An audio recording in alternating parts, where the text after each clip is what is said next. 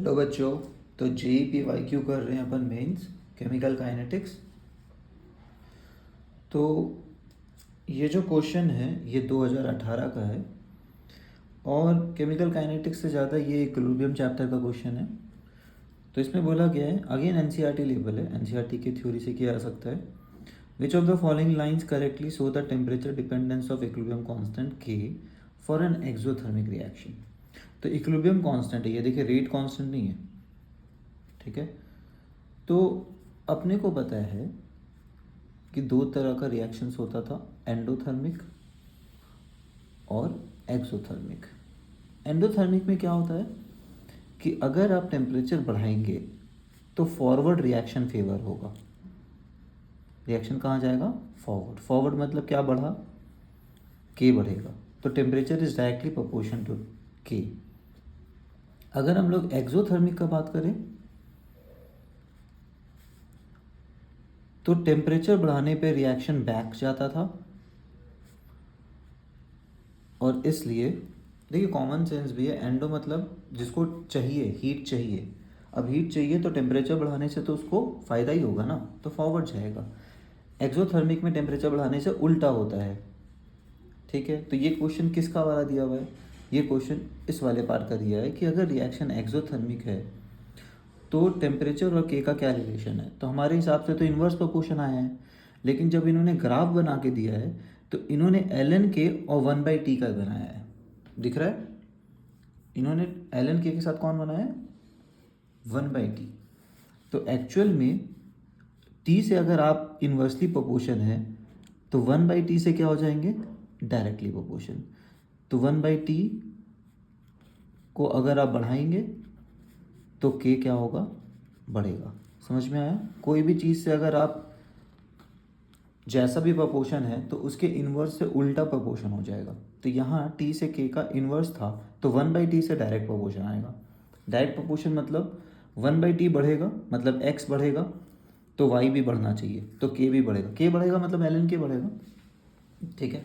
ln तो बस एक वो है मैथमेटिकल ऑपरेटर। तो हम लोग को पता है k और ln k का वैल्यू डायरेक्टली प्रोपोर्शन है, k बढ़ता है तो ln k भी बढ़ता है, ठीक है। तो बेसिकली हमारा आया डायरेक्ट प्रोपोर्शन। अब डायरेक्ट प्रोपोर्शन वाले कौन कौन से ग्राफ है? Graph number A and B, ठीक है। तो हमारा आ गया ऑप्शन नंबर सी। तो सबसे सिंप्लीफाइड अप्रोच यही है, अगर आप कॉम्प्लेक्स नहीं करना चाहते हैं, किसी को मैथमेटिकल तरीके से करना है तो let's do aliter alternate technique से। डेल्टा जी हम लोग को पता है होता है क्या है? Delta G naught minus R T L N K, ठीक है। इक्विलिब्रियम में जब कोई होता है तो नॉट बोलते हैं। अब डेल्टा जी का एक और फॉर्मूला हम लोग को पता है, delta H minus T delta H, सब नॉट वाला होगा क्योंकि डेल्टा जी नॉट लिया है ना, minus R T L N K. हम लोग को किसका किसका रिलेशन चाहिए? हम लोग को चाहिए एल एन के एक तरफ, तो एल एन के को एक तरफ रखते हैं, मतलब माइनस आर टी को डिवाइड कर देते हैं।